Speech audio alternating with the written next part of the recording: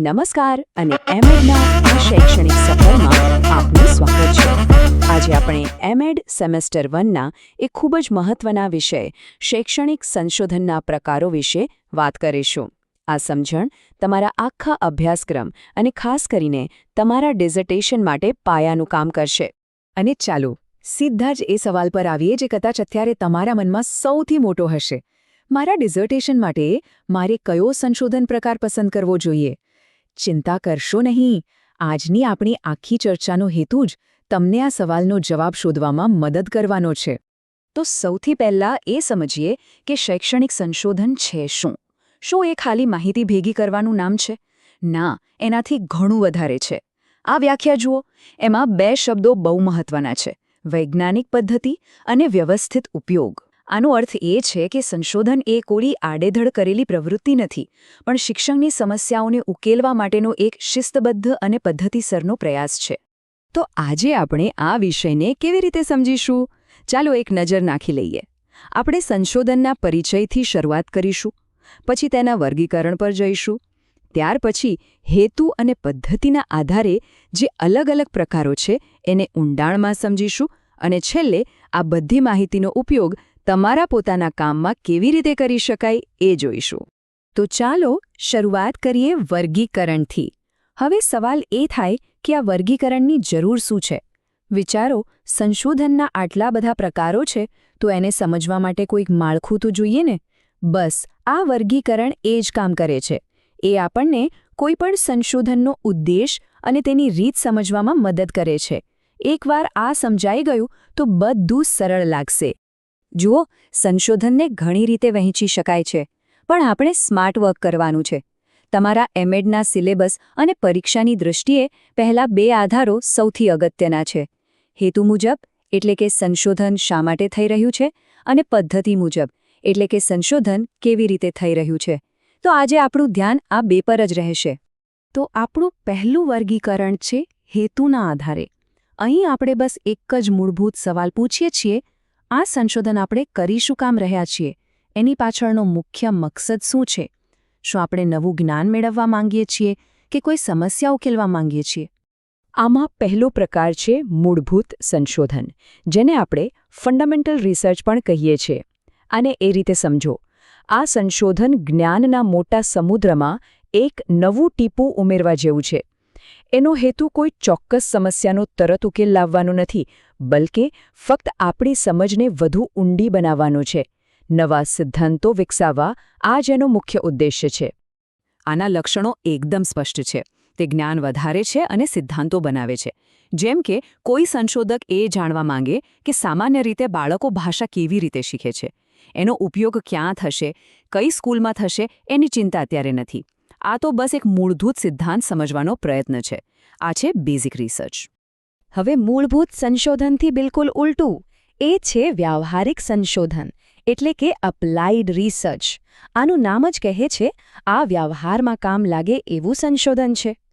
અહીં આપણે સિદ્ધાંતોની દુનિયામાંથી બહાર આવીને આપણા ક્લાસરૂમ કે શાળાની વાસ્તવિક સમસ્યાઓ પર ધ્યાન કેન્દ્રિત કરીએ છીએ। અપ્લાઇડ રિસર્ચ હંમેશા કોઈ વાસ્તવિક સમસ્યાનો ઉકેલ શોધે છે। જેમ કે રાજકોટની અમુક શાળાઓમાં વિદ્યાર્થીઓની હાજરી ઓછી રહે છે, જે એક સમસ્યા છે। તો શું ગેમિફિકેશન એટલે કે રમતગમત જેવી પદ્ધતિઓથી હાજરી વધારી શકાય?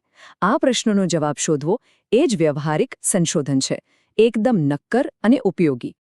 આ સ્લાઇડ પર ખાસ ધ્યાન આપજો, પરીક્ષામાં આ સવાલ પૂછાય જ છે: મૂળભૂત અને વ્યવહારિક વચ્ચેનો મુખ્ય તફાવત શું છે? મૂળભૂત સંશોધન જ્ઞાન વધારે છે, જ્યારે વ્યવહારિક સંશોધન સમસ્યા ઉકેલે છે। એક થિયરી બનાવે છે, બીજો એ થિયરીને ક્લાસરૂમમાં ટેસ્ટ કરે છે। સિમ્પલ। અને હવે આવે છે ત્રીજો પ્રકાર, જે તમારા જેવા શિક્ષકો અને ભાવિ શિક્ષણવિદો માટે સૌથી વધુ કામનો છે: ક્રિયાત્મક સંશોધન, એટલે કે એક્શન રિસર્ચ। આ ડોક્ટર ફોર સેલ્ફ જેવું છે। અહીં શિક્ષક પોતે જ સંશોધક બને છે, પોતાની જ ક્લાસરૂમની સમસ્યાને ઉકેલવા માટે।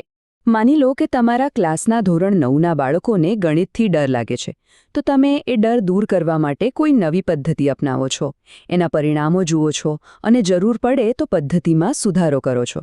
આ આખી પ્રક્રિયા જ એક્શન રિસર્ચ છે, એકદમ સ્થાનિક, તાત્કાલિક અને પ્રેક્ટિકલ છે, અને હા, એ એક ચક્ર છે જે સતત ચાલ્યા કરે છે. ઓકે, તો આપણે શા માટે સંશોધન કરવું એ તો જોયું.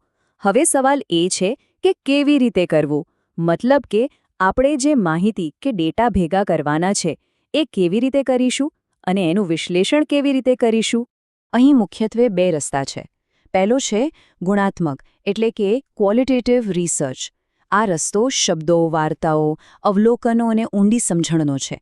એ શા માટે અને કેવી રીતે એવા સવાલોના જવાબ શોધે છે. બીજો રસ્તો છે સંખ્યાત્મક, એટલે કે ક્વોન્ટિટેટિવ રિસર્ચ. આ રસ્તો આંકડા, માપ અને ગણતરીનો છે. એ કેટલું અને કેટલા એવા સવાલોના જવાબ આપે છે.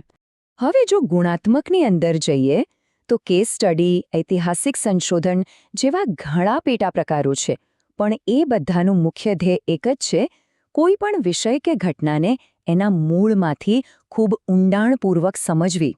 અને એ જ રીતે સંખ્યાત્મક સંશોધનમાં પણ સર્વે, પ્રયોગો જેવા પ્રકારો આવે છે. અહીં મુખ્ય હીરો છે ડેટા અને સ્ટેટિસ્ટિક્સ. આંકડાઓ શું કહે છે એના પરથી જ અહીં તારણો કાઢવામાં આવે છે અને કારણ-અસર સંબંધો ચકાસવામાં આવે છે. ચાલો, તો આપણે બધા મુખ્ય પ્રકારોની એક સફર કરી. પણ હવે પાછા આવીએ આપણા મૂળ સવાલ પર. આ બધું જાણ્યા પછી પોતાના ડિઝર્ટેશન માટે સાચો રસ્તો કેવી રીતે પસંદ કરવો? પરીક્ષા માટે એકદમ શોર્ટકટ જોઈએ છે તો આટલા શબ્દો મગજમાં ફિટ કરી લો. મૂળભૂત એટલે કે થિયરી, વ્યાવહારિક એટલે કે પ્રેક્ટિકલ સોલ્યુશન, ક્રિયાત્મક એટલે કે ક્લાસરૂમનો સુધારો, ગુણાત્મક એટલે કે શા માટે અને શબ્દો, અને સંખ્યાત્મક એટલે કે કેટલું અને આંકડા. બસ આટલું યાદ રાખશો તો પણ મુખ્ય કોન્સેપ્ટ ક્લિયર રહેશે. તો શરૂઆત ક્યાંથી કરવી? આ રહ્યા 4 સિમ્પલ સ્ટેપ્સ. પહેલું, તમારો સંશોધન પ્રશ્ન શું છે એને એકદમ સ્પષ્ટ કરો. બીજું, વિચારો કે તમારે શા માટે જાણવું છે કે કેટલું જાણવું છે. ત્રીજું, વાસ્તવિક બનો. તમારી પાસે સમય અને સાધનો કેટલા છે. અને ચોથું અને સૌથી અગત્યનું, તમારા ગાઈડ સાથે વાત કરો. એમનો અનુભવ તમને સાચો રસ્તો બતાવશે.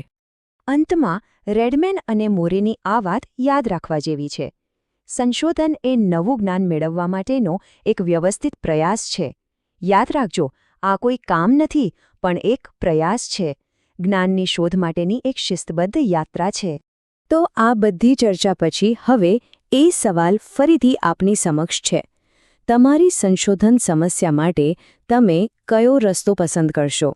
આ પ્રશ્ન પર વિચાર કરજો, કારણ કે તમારો જવાબ જ તમારા શૈક્ષણિક પ્રવાસની પહેલી અને સૌથી મહત્વપૂર્ણ દિશા નક્કી કરશે.